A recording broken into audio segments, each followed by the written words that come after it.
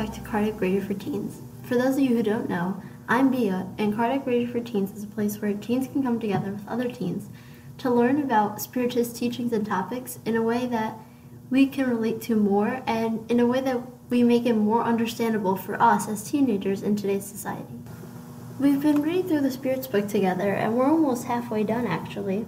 We're a little bit more than halfway done actually. And we were going through question by question, page by page, word by word, to make sure that we're understanding it to the best of our capacity. And when we got to question 455, this wasn't exactly a question, but it's titled A Theoretical Summary of Somnambulism, Ecstasy, and Second Sight. So this is like a huge summary, and last time we didn't even finish all of it. So we're going to pick up where they left off on talking about ecstasy, and that's where we're going to pick up today and hopefully finish this summary that they gave us. So then the Spirits continued. Ecstasy is the state in which independence between the soul and the body is expressed in the most sensitive way, and even becomes somewhat palpable. In both dreams and somnambulism, the soul wanders through terrestrial worlds, whereas in ecstasy, it enters an unknown world, that of ethereal spirits with whom it communicates without, however, overstepping certain boundaries. If it did, the soul would completely break the ties connecting it to the body. A resplendent and entirely new brilliance surrounds the soul. Harmonies unknown on earth entrap it, and indefinable well-being permeates it. The spirit enjoys a foretaste of celestial beauty, and it may be said that it has set one foot in the thresholds of eternity. So what we've been talking about is that in dreams and somnambulism, the spirit and the soul wanders around, and it's going other places, but with limit. It's staying in these terrestrial worlds.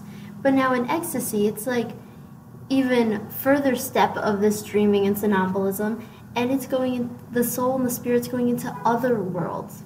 So now they're not only experience things that are happening, such as around the world or on planets similar to Earth, but they're seeing stuff of more evolved worlds to a certain extent. They can't see everything because eventually that would break the tie, and then the physical body would die, and that spirit would not be with the body anymore. But they, with some limits, with some boundaries, they can see stuff that's far beyond what we have on Earth. So they're kind of stepping, like they're saying here, 1 foot into the thresholds of eternity. They're seeing all this happiness that exists after. Like when people say, like, oh, they saw heaven, this is kind of what they're saying. It's like they saw this heaven with harmony and beauty and all the stuff that Earth doesn't have. And then the spirits continue. In the state of ecstasy, the nullification of the body is almost complete. It only maintains organic life per se, and it feels that the soul is connected to it by only a single thread, which with any further effort would break forever. So a lot of the times we've been talking about when the soul is, let's say, traveling while the body is resting, we've been talking about it as like a string or a yarn that's unraveling. So say if it's just dreaming, it unravels a little bit and then it eventually comes back. But so now with ecstasy, it's unraveled all the way that it can. We unraveled it to the very, very bit of it, and there's only a little thread that's connecting it now. So now it's very fragile and very easy to break, and it's only by a little bit. So that's why the spirit has to be very careful so that this doesn't break, since it's so fragile and thin right now. And then the spirits continue. In this state, all earthly thoughts disappear in order to give way to the pure sentiment that is the very essence of our immature being. So when this is happening, all of our earthly thoughts and our earthly wants and needs, they'll disappear. They'll disappear so that we can experience this true beauty and what it is on the more evolved worlds. Entirely entrapped by the sublime contemplation, ecstatics regard life as a momentary pause, So when they like think back on that experience, they'll think of it as like life kind of stopped for a second. It was like a pause in life. And when this happened.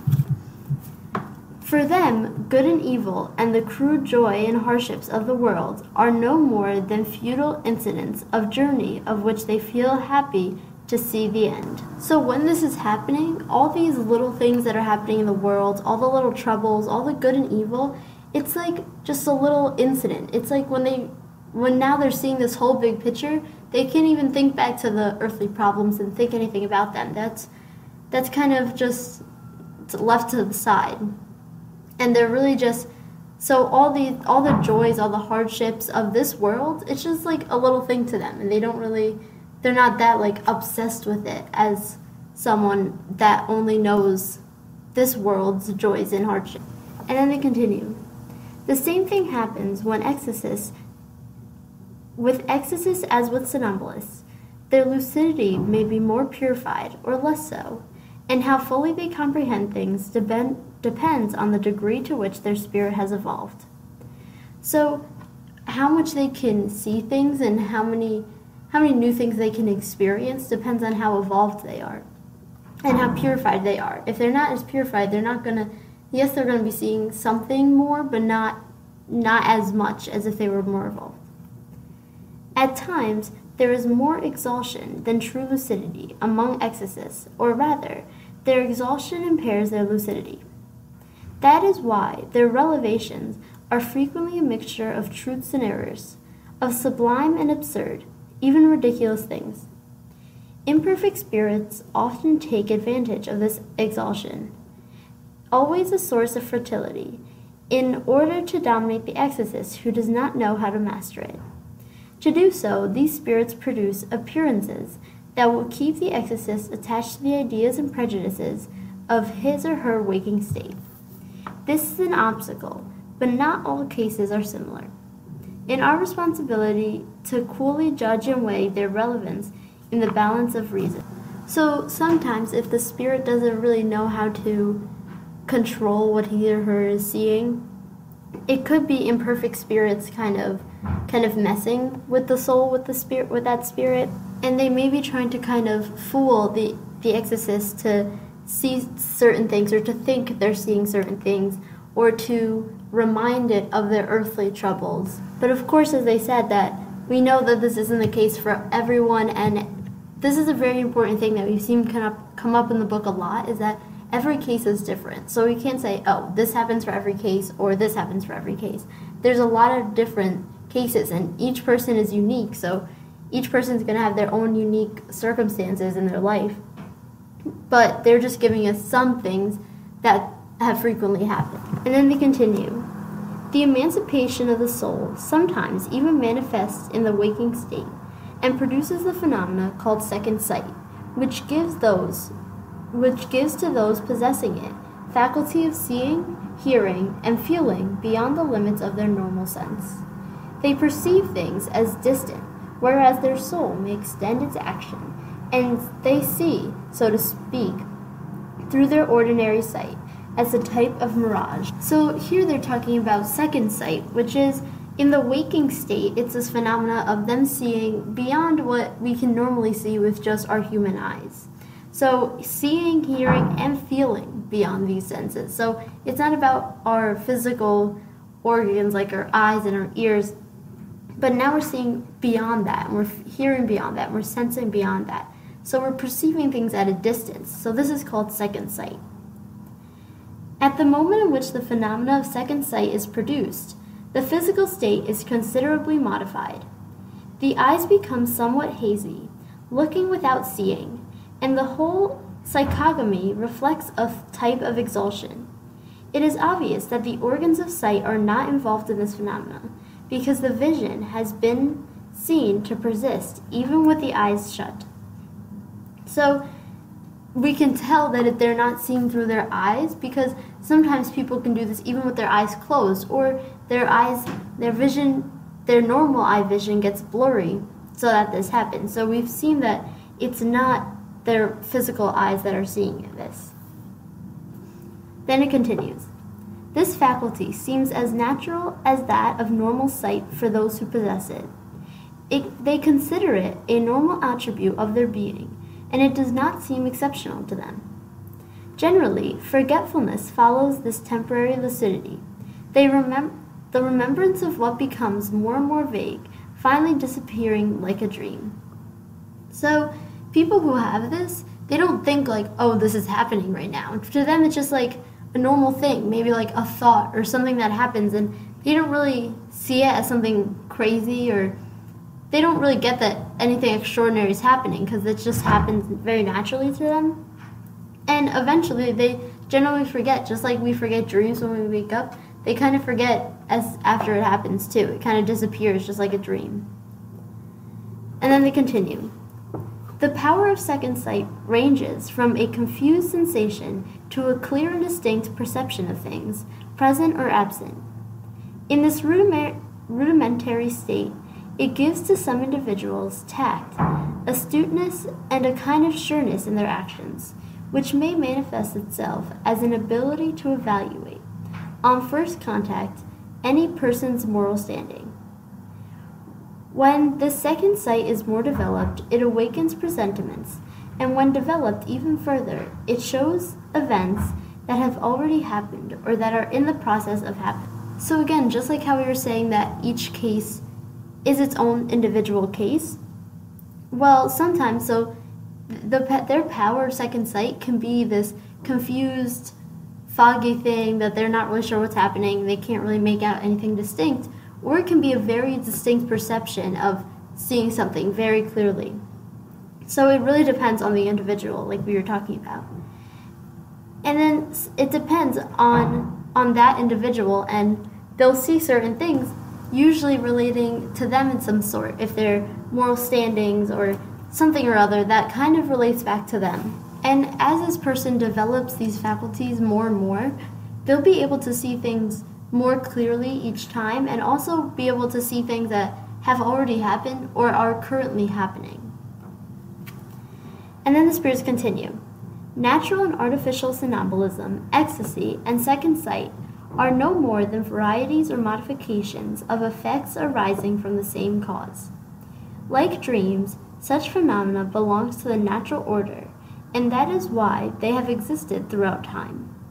History shows us that they have been known about and even exploited since remotest antiquity, and in them may be found the explanation of an infinity number of events that preconceived ideas have regarded as supernatural.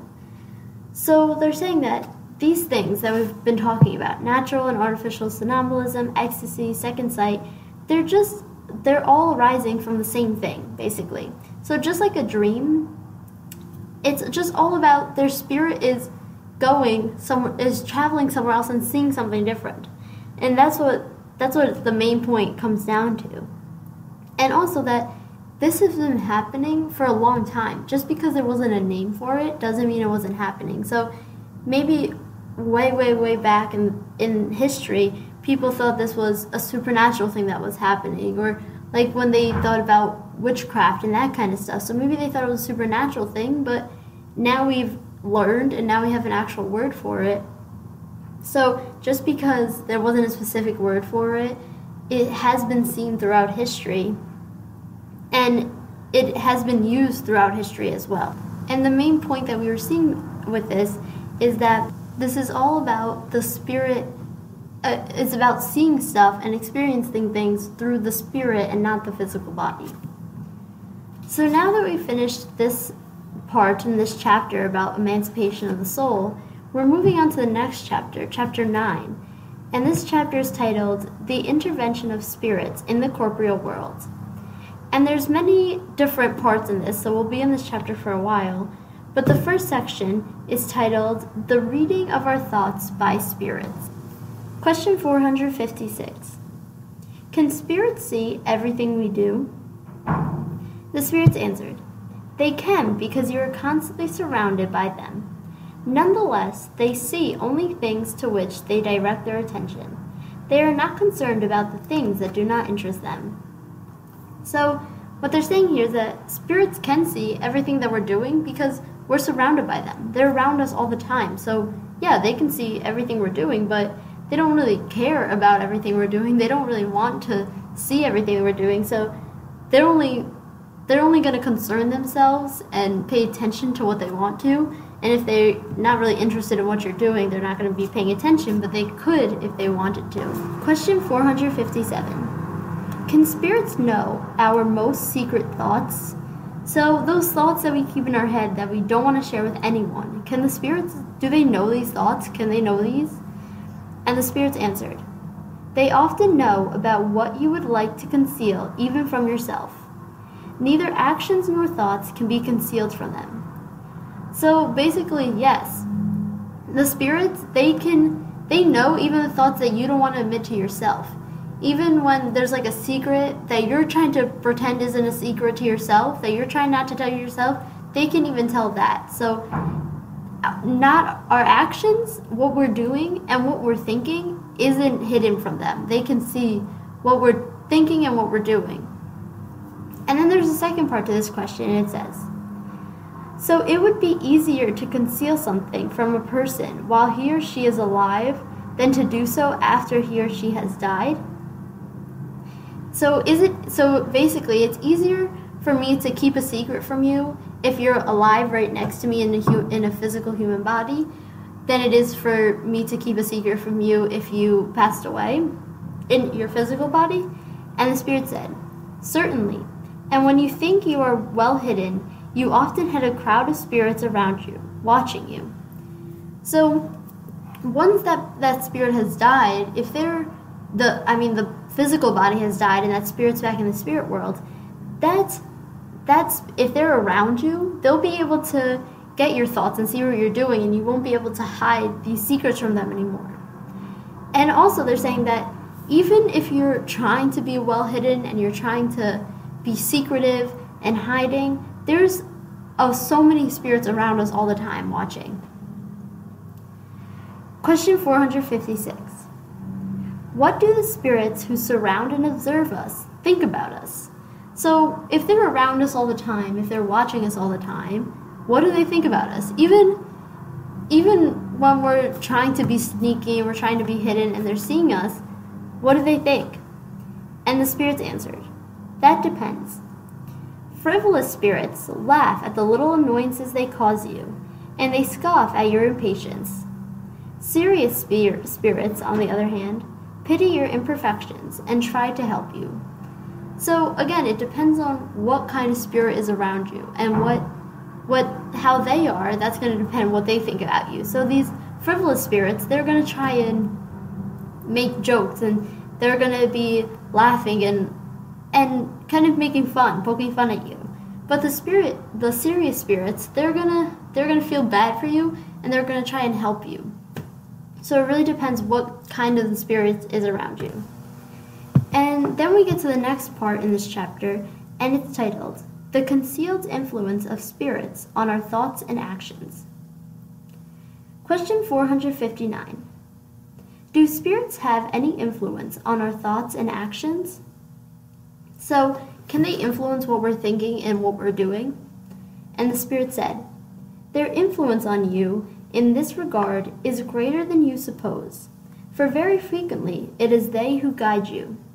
So, they actually do this more than we think. They influence us more than we think because they help guide us in, like sometimes when we have a little thought in our head that comes up, oh, you should do this, it's kind of them pushing that idea to you to help you do something. So they're the ones frequently guiding us and helping us. So they are influencing our thoughts and actions a lot more than we think. Question 460. Do we have our own thoughts plus others that are suggested to us? So we have our own thoughts and then more from them? And the spirits answered, your soul is a spirit who thinks by itself. Nevertheless, you must have noticed that many thoughts occur to you all at the same time, with regards to the same subject, and that they frequently contradict one another. Well, they are always a combination of your own thoughts and other spirits' ideas, and that is what renders you uncertain. You have several ideas within your mind battling it out with each other. So, the soul is a spirit, and we can think by ourselves, and we do think by ourselves. But that doesn't mean we're not getting help and ideas from other people. So sometimes, if we think about a time when something is running through our head, and we have all these different opinions going back and forth, oh, do this, oh, this is good, oh, this is bad. So all these ideas, it's your own thoughts plus other spirits' ideas, and they're kind of battling it out to see which one is actually the best idea or which idea you're going to choose. Question 461. How can we distinguish between our own thoughts and those suggested to us? So how do we know which is the thought that I'm thinking and which is the one that the spirit is telling me, that another spirit's telling me? And the spirits answered, when a thought is suggested to you, it is like a voice speaking to you. Your own thoughts are usually those that occur to you at first impulse. Actually, you should not concern yourself with such distinction. It is often more useful not even to know about it. You act more freely. You make the right decisions, you will act more willingly. If you make the wrong decisions, your own responsibility will be greater. So usually when it's a different idea, when it's an idea being proposed to you, it's like a suggestion. It's like a voice that kind of came up in your head. But usually when it's your own thought, it's kind of like impulsive. You kind of already do it. But it doesn't really, you don't have to really concern yourself with this difference they're saying here, because no matter what, usually it's more useful, because then you're just acting freely. And even if you think it's your own thought, maybe it'll help you to do something. And it'll make you act more willingly. You'll be able to do stuff better. Question 462. Do individuals of intelligence and genius always draw their ideas from within themselves? So now we're talking about spirits who are really smart. They're geniuses. They're so intelligent. Do they draw their ideas from themselves, or do they also have help? And the spirits answered, their ideas sometimes arise from their own spirits, but frequently they are suggested to them by other spirits who deem them capable of understanding them and worthy of transmitting them. When they cannot find ideas within themselves, they appeal for inspiration. They are making an evocation without even suspecting it. And then Allan Kardec put his own comment in, and he says, if it were useful for us to be able to distinguish between our own thoughts and those suggested to us, God would have given us the means to do so, just as God has given us the means to distinguish between day and night. But when a matter seems vague, it must be so for our own good. So with these intelligent spirits, usually a lot of their ideas come from themselves, come from their own spirit. But a lot of the times, other spirits are helping them. They are suggesting it. It's not like they're taking the ideas from the other spirits, but it's like teamwork. They're helping each other out. When they can't find the ideas themselves, maybe a spirit will give them inspiration to help them. And the thing is that, and then Allan Kardec's comment is going into that if God wanted us to know the difference between the spirits helping us and the spirits' thoughts and our own spirits' thoughts, then we would have been able to distinguish it. But since he didn't make this distinguishment, then that means that we don't need to know whether it's the spirits or whether it's us. Because if it was important, God would have let us be able to do that. But if it's not really important, then it's okay that it's vague and we don't know which one's which. So that's where we'll leave off with today, and we'll continue on with this section next week. But before we leave off today, I'd like to read our daily book of positive quotations for today's date, October 17th. This one's titled Question and Answers. You can tell whether a man is clever by his answers. You can tell whether a man is wise by his questions. We aren't crazy about know-it-alls. We may be impressed by the depths or breadth of their knowledge. We may have to concede that they are well educated. We may grudgingly acknowledge that they are clever. But those who, through their questions, show that they are still searching for answers and that their minds are open for new ideas, often impress us more. They may hold strong opinions, but they listen to ours. They may talk about themselves, but they'd rather ask us to talk about ourselves. I am smart enough to know that I don't know everything, and that asking good questions says a lot about what I do know.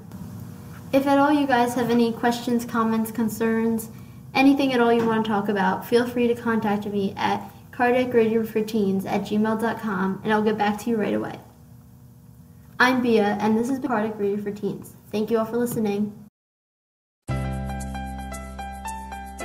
This has been Cardiac Radio for Teens. Thank you all for listening.